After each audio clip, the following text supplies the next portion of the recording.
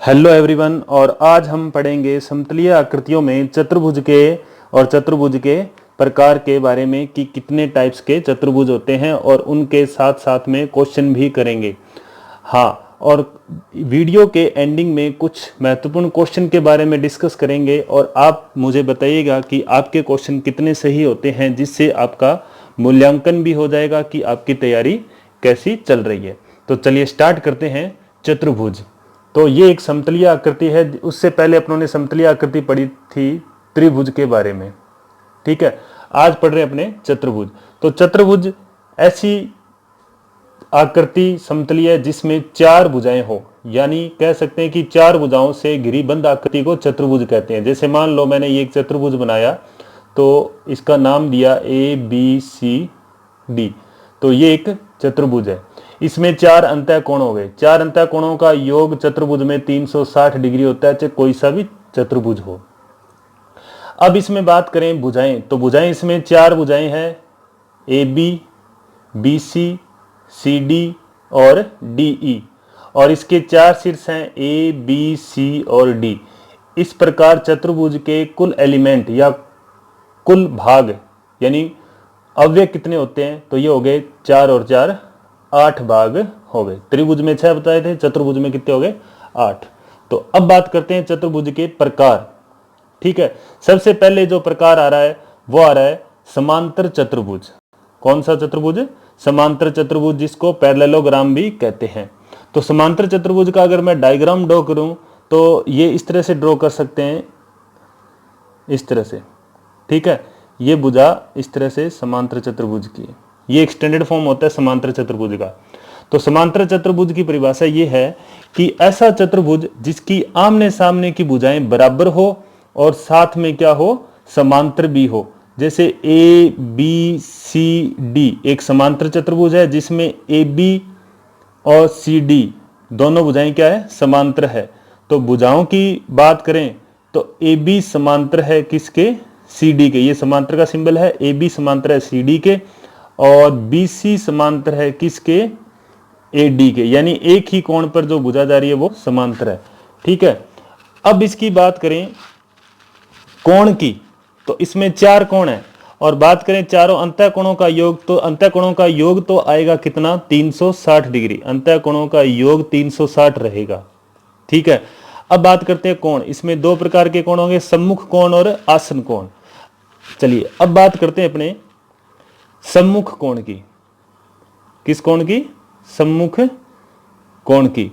तो समांतर चतुर्भुज में सम्मुख कोण हमेशा क्या होते हैं, बराबर होते हैं। कोण A और C, कोण A बराबर होगा कोण C के, ये सम्मुख कोण है। और कोण B और कोण D, कोण B बराबर कोण D, ये सम्मुख कोण है और ये आपस में क्या होते हैं, बराबर होते हैं। इस तरह से क्वेश्चन पूछ सकते हैं कि मान लो यहाँ पे 60 डिग्री दे दिया, तो ये वाला x का मान कितना होगा, तो ये 60 है तो ये भी कितना हो जाएगा, 60 हो जाएगा। इस तरह से क्वेश्चन बनते हैं, ठीक है। अब बात करते हैं इसके आसन कोण की, यानी समांतर चतुर्भुज में जो आसन कोण होते हैं, आसन कोण। तो सबसे पहले देखिए कि आसन कोण है कौन कौन से। आसन कोण A और B आसन कोण है, B और C आसन कोण है, C और D आसन कोण है, D और A आसन कोण है। तो चार जोड़े बन रहे हैं, कौन कौन से, कोण A के साथ क्या हो जाएगा, कोण B, ठीक है। और कोण B के साथ क्या हो जाएगा, कोण C, और कोण C के साथ क्या हो जाएगा, कोण D, और कोण D के साथ क्या हो जाएगा, कोण A। यानी एक ही भुजा पर स्थित, ये देखो ये भुजा है, इस भुजा पर कोण A है और कोण B है, ये आसन कोण है। इसी तरह से ये भुजा होगी, इसी तरह से CD होगी, इसी तरह से DA होगी। तो इन दो आसन कोण और सम्मुख कोण का मिला के भी क्वेश्चन बनेगा। अभी मैं आपके पास क्वेश्चन रखूंगा तो मेरे को बताइएगा। अब जो अपनों ने पढ़ा है आसन कोण, आसन कोण तो आपको पता चल गया कि आसन कोण कौन से होते हैं। अब इसमें यह भी ध्यान रखना कि आसन कोणों का योग जो होता है समांतर चतुर्भुज में, आसन कोणों का योग 180 डिग्री होता है। यानी इन सब का योग, यानी सब का मतलब इन दो का योग, इन दो का योग, इन दो का और इन दो का, आसन कोणों का, आसन कोणों का योग 180 डिग्री होता है। आसन कोणों का योग कितना होता है, 180 डिग्री होता है। चलिए अब बात करें अगर क्वेश्चन की, जैसे मान लो ये डायग्राम है अपने पास समांतर चतुर्भुज का, और मैंने दे दिया यहाँ पे कोई कोण, जैसे मान लो 30 डिग्री है। कितना डिग्री है? 30 डिग्री है। तो ये वाला कोण कितना होगा? ये वाला। तो इन दोनों का योग कितना है? 180 है। तो 30 घटा दो, ये कितना रह जाएगा? 150 डिग्री। 30 माइनस कर दो तो ये रह जाएगा 150 डिग्री। तो इस तरह से क्वेश्चन क्या बनते हैं, एग्जाम में बन जाते हैं क्वेश्चन, और उनसे रिलेटेड और भी क्वेश्चन बन जाते हैं। अब बात करते हैं विकिरण की।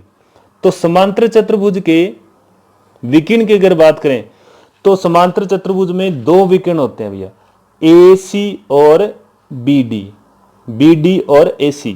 विकिरण के बारे में आपको पहले वीडियो में बता चुका हूं मैं, ठीक है, फर्स्ट वीडियो में बता दिया था, फिर भी देख लो कि विकिरण कौन से होते हैं। सम्मुख शीर्षों को मिलाने पर बना रेखाखंड विकिरण कहलाता है।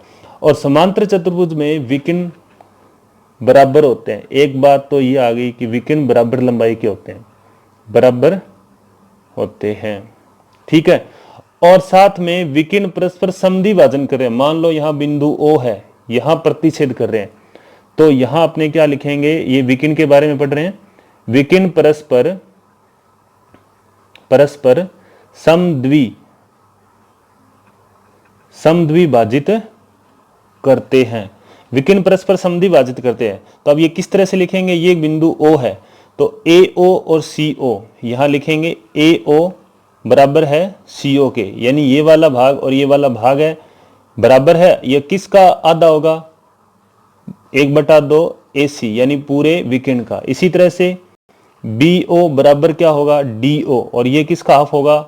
BD का हाफ होगा, ठीक है। तो विकिरण बराबर होते हैं और परस्पर समद्विभाजन करते हैं। किसके? समांतर चतुर्भुज के। अब अगर बात करें समांतर चतुर्भुज के क्षेत्रफल की, तो यहां समांतर चतुर्भुज के क्षेत्रफल की भी बात कर लेते हैं। मैं यहां लिख देता हूं कि समांतर चतुर्भुज का जो क्षेत्रफल होता है वो क्षेत्रफल कैसे निकालते हैं। ये इसका आधार है और यहां इसकी ऊंचाई हो जाएगी, ठीक है। यहां इसकी क्या हो जाएगी? ऊंचाई हो जाएगी। तो समांतर चतुर्भुज का क्षेत्रफल होता है आधार गुणा ऊंचाई। समांतर चतुर्भुज का ये क्षेत्रफल का फॉर्मूला रहेगा क्या? आधार गुणा ऊंचाई। और जो क्षेत्रफल का जो यूनिट होता है वो होता है वर्ग इकाई। कोई भी क्षेत्रफल है उसका यूनिट रहेगा वर्ग इकाई। तो चलिए अब बात करते हैं आगे नेक्स्ट आयत के बारे में। तो आयत क्या होता है? आयत वह चतुर्भुज जिसकी आमने सामने की भुजाएं समांतर हो और बराबर हो। तो ABCD एक आयत है और ADBC के बराबर है, ADBC के बराबर है और ABCD के बराबर है। साथ में ये क्या है? समांतर भी है आपस में। आपस में क्या है? समांतर भी है। तो ये बात तो समांतर चतुर्भुज में भी आई थी, लेकिन आयत अलग कैसे हो रहा है? आयत ये अलग हो रहा है कि इसका प्रत्येक कोण 90 डिग्री का होता है। प्रत्येक कोण कितने डिग्री का होता है? 90 का। तो इस तरह से इन दोनों में रिलेशन पूछ लेते हैं कि कौन सा कथन सत्य है, कि आयत समांतर चतुर्भुज होता है हमेशा, या फिर समांतर चतुर्भुज हमेशा आयत होता है, उल्टे इस तरह से पूछ लेते हैं। अब बात करें इसके कोण की, ठीक है। कोण की अगर बात करें तो कोण, प्रत्येक कोण, अंतः कोण जो होता है वो कितने डिग्री का होता है? 90 डिग्री का। प्रत्येक अंतः कोण कितने डिग्री का होता है? 90 डिग्री का। अब उसके बाद बात करें इसके आसन कोणों की, तो वही आसन कोण A और B आसन कोणों का योग कितना होगा? 180 डिग्री। आसन कोण जो है, आसन कोण का योग कितना रहेगा? 180 डिग्री रहेगा, ठीक है। आप साथ साथ में लिख लीजिएगा, नोट कर लीजिएगा, आसन कोणों का योग 180 होता है। सम्मुख कोण बराबर होते हैं, ये उसमें भी था समांतर चतुर्भुज में। सम्मुख कोण क्या होते हैं? बराबर होते हैं। और इसमें बात करें विकिरण की, तो विकिरण भी इसमें बराबर होते हैं, उसमें भी बराबर थे। विकिरण बराबर होते हैं और विकिरण परस्पर समद्विभाजन करते हैं। विकिरण परस्पर समद्विभाजित करते हैं। विकिरण परस्पर समद्विभाजित करते हैं इस तरह से। यहां अगर मैं एक विकिरण AC और दूसरा विकिरण BD बनाऊं, तो विकिरण जो है वो O पर प्रतिच्छेद कर रहे हैं, तो AO बराबर CO हाफ होगा किसका, AC का। और BD बराबर, BD जो विकर्ण है उसका हाफ किसके बराबर होगा, BO बराबर DO, BO बराबर DO। तो ये मैंने यहां लिखा, इसको ऐसे भी लिख सकते हैं BO बराबर DO, और ये हाफ है BD का। ठीक है, तो ये ध्यान रखिएगा कि आयत जो है वो एक समांतर चतुर्भुज है। आयत क्या है, एक समांतर चतुर्भुज है, लेकिन समांतर चतुर्भुज आयत नहीं होता। ठीक है, तो आयत एक समांतर चतुर्भुज है। क्यों, अब इसमें फर्क क्या, दोनों में अंतर कैसे करेंगे, इसके विकिर्ण बराबर होते हैं और इसके विकिर्ण समांतर चतुर्भुज के, हाँ सॉरी, इसके विकिर्ण परस्पर बराबर नहीं होते। हाँ, बराबर नहीं होते ऐसे लिखेंगे, बराबर नहीं होते, ये थोड़ा सा सुधार कर लेंगे, बराबर नहीं होते और इसमें बराबर होते हैं। ठीक है, ये इनके क्या है, अंतर है। तो चलिए नेक्स्ट करते हैं अपने वर्ग के बारे में। तीसरा अपने पास है वर्ग के बारे में पढ़ते हैं। तो वर्ग कौन सा होता है, ऐसा चतुर्भुज जिसमें सभी भुजाएं क्या होती है, समान होती है। नाम दे दिया ABC और D। ठीक है, ABC और D, सारी बातें वही है, इसमें विकिर्ण परस्पर समद्वि भाजन करते हैं। ठीक है, सबसे पहले बात करें, एक मिनट, विकिर्ण की नहीं, सबसे पहले बात करें कि वर्ग क्या होता है। भुजाएं बराबर होती है, इसमें भुजाएं समान होती है, भुजाएं समान होती है और आमने सामने की भुजाएं समांतर व बराबर होती है। समान तो चारों भुजाएं समान होती है। ठीक है, और साथ में क्या होती है, समांतर होती है। समांतर होती है कौन सी, आमने सामने की, आमने सामने की, आमने सामने की भुजाएं क्या होती है, समांतर होती है। ठीक है, तो इसको आमने सामने की भुजाएं समांतर है, तो इसको कैसे लिखेंगे कि AD और BC समांतर है, AD समांतर है BC के, व AB समांतर है किसके, DC के। ठीक है, इसी तरह से AB बराबर है DC के और BC बराबर है AD के। AB बराबर है DC और BC बराबर है AD। समझ आ गया। चलिए अब बात करें इसके विकिर्ण की, विकिर्ण की। तो विकिर्ण बराबर होते हैं, विकिर्ण क्या होते हैं, बराबर होते हैं। बराबर आयत में भी था। ठीक है, दूसरा विकिर्ण जो होते हैं परस्पर लंब समद्विभाजित करते हैं, लंब समद्विभाजित, लंब समद्विभाजित करते हैं। और वहां क्या था, समद्विभाजन कर रहे हैं, यहां क्या कर रहे हैं, लंब समद्विभाजन। तो ध्यान रखना, विकिर्ण एक दूसरे को 90 डिग्री पे काटते हैं, इसमें यहां 90 डिग्री पे काटते हैं विकिर्ण एक दूसरे को। ठीक है, और अब बात करें इसके कोण की, तो वही जो अपनों ने समांतर चतुर्भुज में पढ़ा है और आयत में पढ़ा है। सम्मुख कोण बराबर होते हैं, सम्मुख कोण बराबर होते हैं। ठीक है, और यहां प्रत्येक कोण 90 डिग्री का होता है, प्रत्येक कोण 90 डिग्री का होता है। यहां अपने लिख सकते हैं प्रत्येक कोण जो होता है वो 90 डिग्री का होता है, अंदर वाला, जैसे A सीधा लिख देते हैं, कोण 90 डिग्री प्रत्येक कोण। सम्मुख कोण बराबर होते हैं और आसन कोण, आसन कोणों का योग, आसन कोणों का योग 180 डिग्री होता है। तो 180 डिग्री आसन कोणों का योग आयत में भी था और समांतर चतुर्भुज में भी था। तो ध्यान रखना कि वर्ग एक आयत हो सकता है, समांतर चतुर्भुज भी हो सकता है, लेकिन समांतर चतुर्भुज वर्ग नहीं हो सकता और आयत नहीं हो सकता। ठीक है, वर्ग के जितने भी गुणधर्म है वो समांतर चतुर्भुज के फॉलो हो रहे हैं। ठीक है, तो विकिर्ण परस्पर लंब समद्विभाजन कर रहे हैं, जबकि समांतर चतुर्भुज में लंब समद्विभाजन नहीं कर रहे थे और आयत में भी लंब समद्विभाजन नहीं कर रहे थे। समांतर चतुर्भुज में विकिर्ण परस्पर बराबर लंबाई के नहीं होते। ठीक है, जबकि वर्ग में बराबर लंबाई के होते हैं और आयत में बराबर लंबाई के होते हैं। तो नेक्स्ट करते हैं चतुर्भुज कौन सा, समचतुर्भुज के बारे में। हाँ जी, समचतुर्भुज से पहले जो आयत और वर्ग पड़ा है उनके क्षेत्रफल के बारे में थोड़ा सा पढ़ लेते हैं। तो आयत जो होता है, आयत का परिमाप, सबसे पहले बात करते हैं आयत का परिमाप। आयत का परिमाप होता है 2 गुणा लंबाई प्लस चौड़ाई।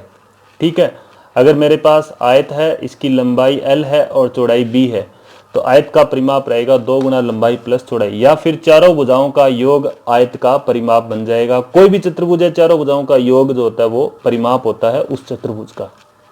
ठीक है, अब बात करते हैं आयत का क्षेत्रफल। तो आयत का क्षेत्रफल होता है लंबाई गुणा चौड़ाई और वर्ग इकाई में रहेगा। ठीक है, अब बात कर लेते हैं आयत के विकर्ण की। तो आयत का विकर्ण, ठीक है, तो आयत का विकर्ण जो होता है वो होता है लंबाई का स्क्वायर प्लस चौड़ाई का स्क्वायर और अंडर रूट। क्यों? क्योंकि पाइथागोरस प्रमेय लगाएंगे तो आयत का विकर्ण बनेगा कर्ण स्क्वायर बराबर आधार स्क्वायर प्लस लंब स्क्वायर। अब अगर मेरे को आयत का क्षेत्रफल दे रखा है और लंबाई निकालनी है तो कैसे करेंगे? तो आयत की लंबाई, तो आयत की लंबाई हो जाएगी आयत का क्षेत्रफल डिवाइड बाय चौड़ाई। ठीक है, चौड़ाई भाग में चली जाएगी और चौड़ाई निकालनी है तो क्या करेंगे, क्षेत्रफल में किसका भाग लगा देंगे, लंबाई का, तो ये आ जाएगी आयत की चौड़ाई। अब अगर बात करें वर्ग के बारे में, वर्ग की क्षेत्रमिति के बारे में बात करें तो यहां डिस्कस कर लेते हैं वर्ग के बारे में। ठीक है, तो यहां मैं कहूं कि वर्ग का परिमाप, वर्ग का परिमाप, तो वर्ग का परिमाप होगा 4 गुणा भुजा। ठीक है, ये हो जाएगा वर्ग का परिमाप। अगर बात करें वर्ग का क्षेत्रफल, तो वर्ग का क्षेत्रफल होगा भुजा गुणा भुजा और साथ में क्या लिखेंगे आगे, वर्ग इकाई। ठीक है, अब अगर मान लो ये वर्ग है और मेरे पास ये विकर्ण दे रखा है, इसका वर्ग ABCD का विकर्ण दे रखा है, तो अगर क्षेत्रफल निकालना हो तो कैसे ज्ञात करेंगे? तो इसके लिए लिखेंगे वर्ग का क्षेत्रफल। कब? जब मेरे पास विकर्ण दे रखा हो, ये विकर्ण दे रखा हो तो क्षेत्रफल निकालना हो तो क्या होगा, 1/2 गुणा विकर्ण का स्क्वायर, विकर्ण का स्क्वायर, तो वर्ग का क्षेत्रफल आ जाएगा। ठीक है, अब बात करते हैं अपने वर्ग का विकर्ण निकालना हो। अगर भुजा दे रखी है, भुजा दे रखी है, मान लो ये वाली भुजा दे रखी है तो सारी भुजाएं यही होगी। अगर मान लो ये A है तो सारी A होगी। तो वर्ग का विकर्ण जो होगा वो होगा √2 गुणा भुजा। डायरेक्ट आप क्या कर सकते हैं, वर्ग का विकर्ण निकाल सकते हैं। तो ये हो गया वर्ग की क्षेत्रमिति के बारे में और इधर हो गया आयत की क्षेत्रमिति के बारे में। क्योंकि क्षेत्रमिति से संबंधित भी क्वेश्चन अपने इसमें एग्जाम में मिलेंगे, तो ज्यामिति के साथ साथ क्षेत्रमिति से रिलेटेड चतुर्भुज जो पढ़ रहे हैं उनका क्षेत्रमिति के बारे में भी थोड़ा फॉर्मूला डिस्कस कर लेते हैं। ठीक है, चलिए अब चलते हैं अपने समचतुर्भुज के बारे में पढ़ते हैं। समचतुर्भुज, तो समचतुर्भुज होता है वो ऐसा चतुर्भुज होता है जिसकी सभी भुजाएं बराबर होती है तथा सम्मुख भुजाएं समांतर होती है। तो क्या कहलाता है वो, समांतर चतुर्भुज कहलाता है। जैसा डायग्राम बना हुआ है ABCD, ठीक है, ABCD एक समांतर चतुर्भुज है और इसका अच्छा उदाहरण है समचतुर्भुज का काजू कतली। इस तरह से भी ये हो सकता है। ठीक है, तो ये क्या हो गया, एक समचतुर्भुज हो गया और ये विकर्ण हो गए, एक दूसरे को 90 डिग्री पे काट रहे। तो इसकी शॉर्ट फॉर्म में अगर परिभाषा लिखें तो क्या लिखेंगे कि सभी भुजाएं बराबर होती है, सभी भुजाएं बराबर होती है। ठीक है, और सम्मुख भुजाएं समांतर होती है, सम्मुख भुजाएं समांतर होती है। ठीक है, इस तरह से शॉर्ट फॉर्म में इसको लिख सकते हैं। अब अगर इसकी बात करें भुजा कौन सी, AB की, AB किसके बराबर है, DC के, और ए बी किसके बराबर है, डीसी के, और ए डी किसके बराबर है, बीसी के। और ए बी समांतर है किसके, डीसी के, और ए डी समांतर किसके है, ए डी समांतर है बीसी के। ए बी समांतर है डीसी के और ए डी समांतर है बीसी के, और ये बराबर है, ये बराबर है। अभी कहा कि भुजाएं सारी क्या होती है, बराबर, तो सभी भुजाएं आपस में क्या हो जाएगी, बराबर हो जाएगी। चारों भुजाएं क्या होती है, बराबर होती है। तो जैसा हमने पढ़ा था किसमें, वर्ग में, तो वर्ग में भी चारों भुजाएं बराबर होती है, और आमने सामने भुजाएं समांतर होती है। इसमें भी क्या होती है, सम्मुख भुजाएं समांतर होती है। तो ये अलग कैसे होगा, तो यहाँ अलग ये होगा कि इसका प्रत्येक कोण 90 डिग्री नहीं होता, जबकि आयत और वर्ग में प्रत्येक कोण 90 डिग्री होता है। अंतःकोणों का योग इसमें भी 360 डिग्री होगा। अंतःकोणों का योग कितना होगा, 360 डिग्री होगा। ठीक है, अब अगर इसके बात करें समचतुर्भुज के विकिर्ण की, समचतुर्भुज के विकिर्ण के बारे में बात करें तो विकिर्ण परस्पर बराबर लंबाई के नहीं होते। बराबर लंबाई के सिर्फ दो आकृति में होता है, आयत और वर्ग में। ध्यान रखना, यहां क्या लिखेंगे, विकिर्ण परस्पर लंब समद्विभाजन कर रहे हैं, जो अपनों ने वर्ग में पढ़ा था। विकिर्ण परस्पर लंब समद्विभाजित, लंब समद्विभाजित करते हैं। ठीक है, लंब समद्विभाजन का मतलब है 90 डिग्री पे काटते हैं। अगर मैंने यहां पे बिंदु ओ कर दिया तो इसका मतलब यह हुआ कि कोण ए ओ बी बराबर, कोण ए ओ बी बराबर कितना डिग्री है, 90 डिग्री है। कितना डिग्री है, 90 डिग्री।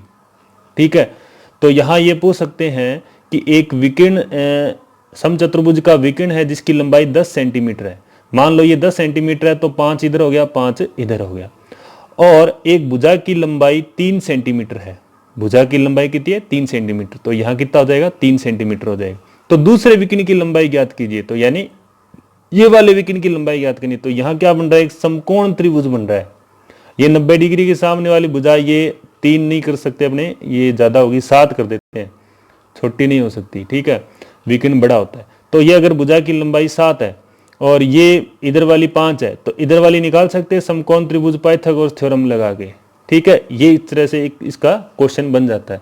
तो ए ओ बी कितना हुआ, 90 डिग्री हुआ। यहाँ ए ओ बी परस्पर लंब समद्विभाजन करते हैं। अब बात करें समद्विभाजन की, तो ए ओ बराबर सी ओ किसका हाफ होगा, 1/2 ए सी का होगा। इसी तरह से बी ओ बराबर डी ओ किसका हाफ होगा, 1/2 बी डी का होगा।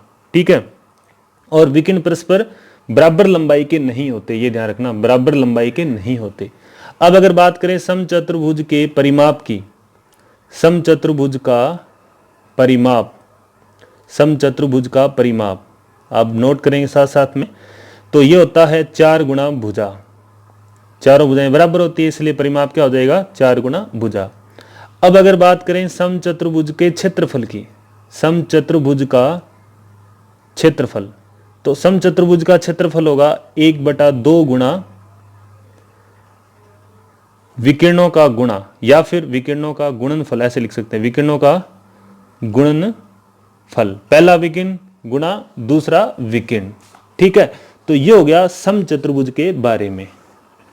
चलिए अब बात कर लेते हैं अपने समलंब चतुर्भुज के बारे में।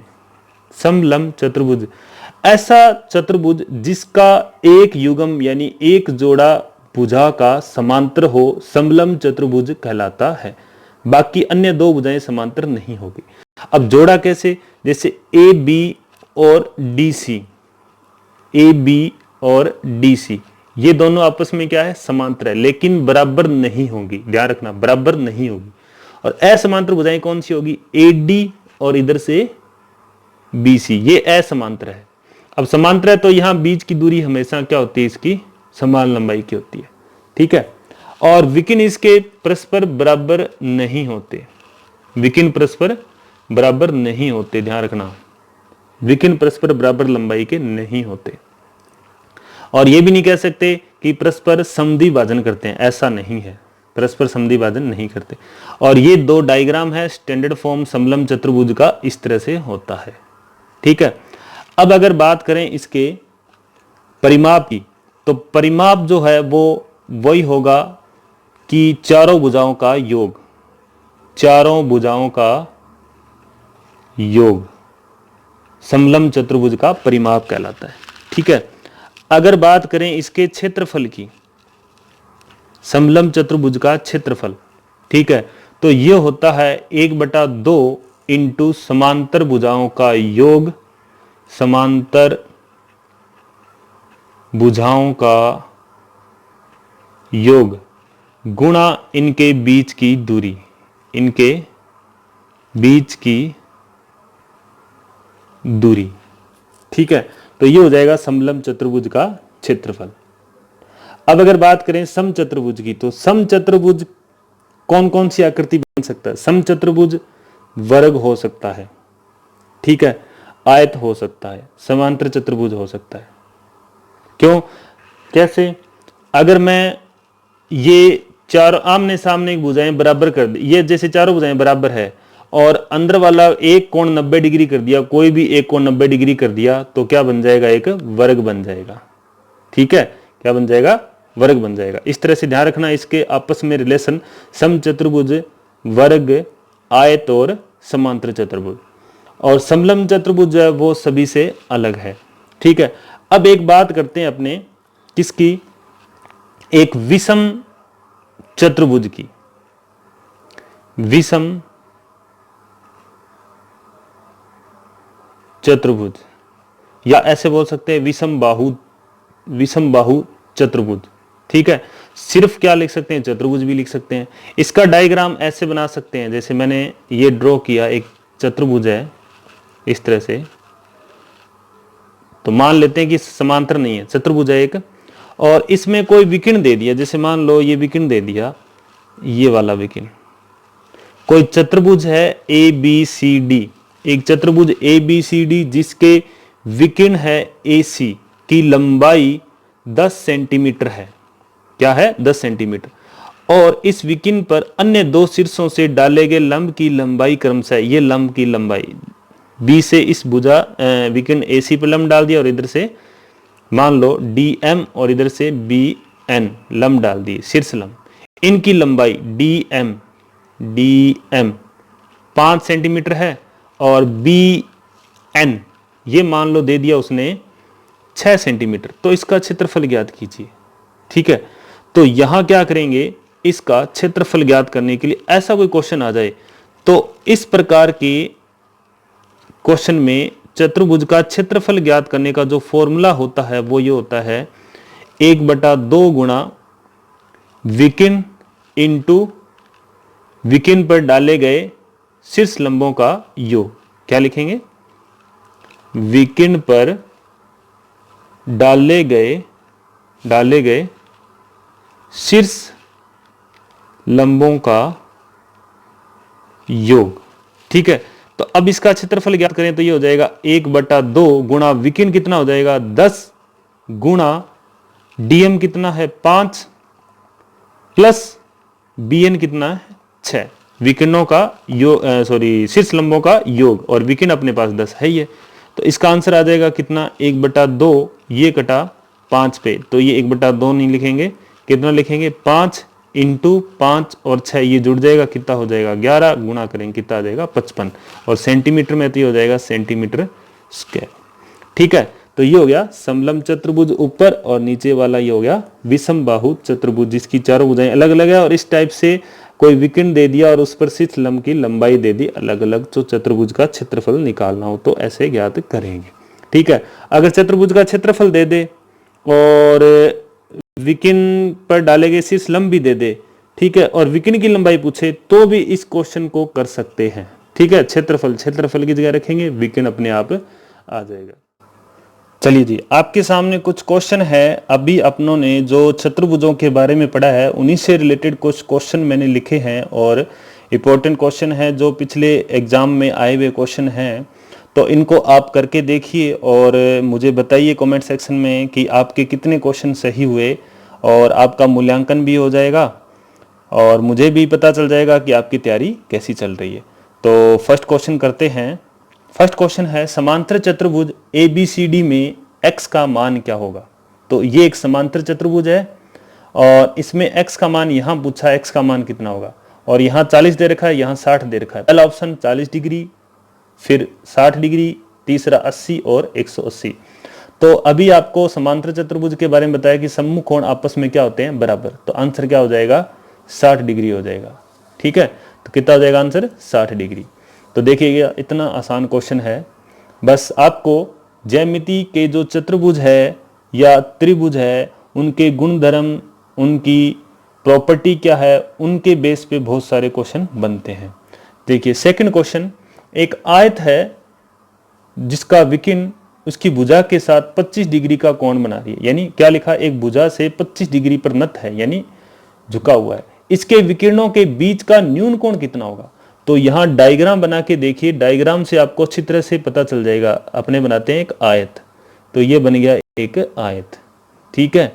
और ये हो गया इसका विकिरण पहला, और ये हो गया इसका विकिरण दूसरा। तो यहां बीच का कोण पूछा है, तो बीच का कोण देखो, दो विकिरण है, इनके बीच का कोण एक तो ये बन रहा है और एक ये बन रहा है, ध्यान रखना।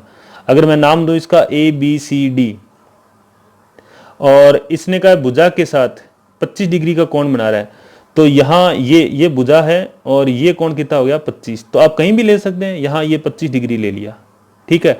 अब आपको पता है कि विकिरण ये वाला और विकिरण ये वाला दोनों बराबर लंबाई के होते हैं और भुजाएं समांतर होती है, ठीक है। और प्रत्येक अंदर वाला कोण 90 डिग्री का होता है। तो यहाँ ये 90 है पूरा, 25 ये पीछे कितना रह जाएगा, इस बेस पे भी निकाल सकते हैं, अदरवाइज यहां भी कर सकते हैं। देखो ये 25 है तो ये भी कितना हो जाएगा, 25 हो जाएगा। अब ये क्यों हो जाएगा, ये देखिए ये क्या बन रहा है, एक समद्विबाहु त्रिभुज बन रहा है। जब मैंने आपको समद्विबाहु त्रिभुज पढ़ाया था उसमें बताया था कि अगर दो भुजाएं बराबर है तो सम्मुख कोण बराबर होते हैं। तो ये दो भुजाएं बराबर है, क्यों होती है, अभी पढ़ाया था आयत में कि विकिरण जो है एक दूसरे को परस्पर समद्विभाजन करते हैं। मतलब ये भुजा और ये भुजा आपस में बराबर हो जाएगी। क्यों हो जाएगी, क्योंकि विकिरण बराबर है। तो यहाँ 25 है, यहाँ 25 है, तो यहाँ कोण कितना आ गया, 25 और 25 50, और यहाँ वाला कोण कितना रह गया 180। टोटल त्रिभुज का कोण होता है उसमें से कितना निकाल दो, 50 निकाल दो, कितना रह गया 130 डिग्री। तो यहाँ कितना आ जाएगा, ये वाला जो कोण है 130 आ जाएगा। ये वाला 130 है, 130, तो इसके सम्मुख कोण 130। तो अधिक कोण जो है विकिरणों के बीच 130 है। और न्यून कोण की बात करें तो ये जो इधर वाला बच गया, देखो ये पूरा 180 डिग्री है, ये पूरी रेखा इधर ऐसे, तो ये 180 की है, उसमें से 130 ये है, तो इधर कितना रह गया 50 डिग्री। समझ आ गया, ये रेखा है और ये इस तरह से, ये 130 मिला तो इधर कितना रह गया 50 डिग्री। 50 और 130 वापिस 180 हो जाएंगे। तो इसका आंसर क्या हो जाएगा, बी ऑप्शन 50 डिग्री हो जाएगा, ठीक है। चलिए नेक्स्ट क्वेश्चन चलते हैं। एक समचतुर्भुज की भुजाओं के मध्य बिंदुओं को एक ही क्रम में मिलाने पर बनने वाली आकृति होती है। अभी आपको प्रॉपर्टी में बताया भी था कि मान लो एक समचतुर्भुज है इस तरह से, और इनके मध्य बिंदुओं को ऐसे मिलाएंगे, इस तरह से मध्य बिंदुओं को मिलाएंगे तो हमेशा जो बनेगा वो एक क्या बनेगा, आयत ही बनेगा, ठीक है। किसमें, समचतुर्भुज के मध्य बिंदुओं को जब मिलाएंगे तो आकृति कौन सी बनेगी, एक आयत बनेगी। चलिए नेक्स्ट क्वेश्चन, किसी आयताकार मैदान की लंबाई चौड़ाई का अनुपात 2:1 है, तो इसका क्षेत्रफल तथा इसका क्षेत्रफल 72 वर्ग सेंटीमीटर है, तो मैदान की लंबाई क्या होगी, 12, 9, 16, 10 क्या होगी। तो पता करते हैं इसका। तो आपने आंसर बता दिया होगा। तो देखिए 2 और 1, लंबाई और चौड़ाई, लंबाई मान ली 2x और चौड़ाई मान ली x, ठीक है। ये x और ये 2x, ठीक है, इस तरह से। और अब ये कह रहा है कि क्षेत्रफल, तो इसका मतलब लंबाई और चौड़ाई का गुणनफल 2x², इन दोनों का गुणा करेंगे, ये लंबाई है ये चौड़ाई है, दोनों का गुणा करेंगे तो 2x² बराबर किसके, क्षेत्रफल के बराबर 72 वर्ग सेंटीमीटर के बराबर। तो यहां से x² निकालेंगे तो ये हो जाएगा 72 और बटे में कितना 2, तो कितना आ जाएगा 36 वर्ग सेंटीमीटर, ठीक है। x² बराबर कितना 36, तो x बराबर कितना प्लस माइनस √36। तो आंसर क्या मिला, प्लस माइनस 6, क्योंकि जब स्क्वायर हटाते हैं तो यहाँ प्लस माइनस आएगा, ठीक है, द्विघात समीकरण के अकॉर्डिंग या अनुसार। तो √36 का मान प्लस माइनस आएगा, तो इसमें से प्लस 6 लेंगे, क्योंकि लंबाई या चौड़ाई जो होती है वो प्लस में होती है, माइनस में नहीं होती। तो यहाँ क्या हो जाएगा 6 हो जाएगा। तो x का मान कितना आ गया 6, तो लंबाई जो चौड़ाई है वो तो होगी 6, यानी x का मान 6 है। लंबाई कितनी होगी, 6 का डबल कितना हो जाएगा, 6 दूआ 12, तो लंबाई पूछी थी तो ये हो जाएगा 12 सेंटीमीटर। पांचवा क्वेश्चन करते हैं। यदि किसी वर्ग के विकिरण की लंबाई 15 √2 सेंटीमीटर है तो इसका क्षेत्रफल कितना होगा।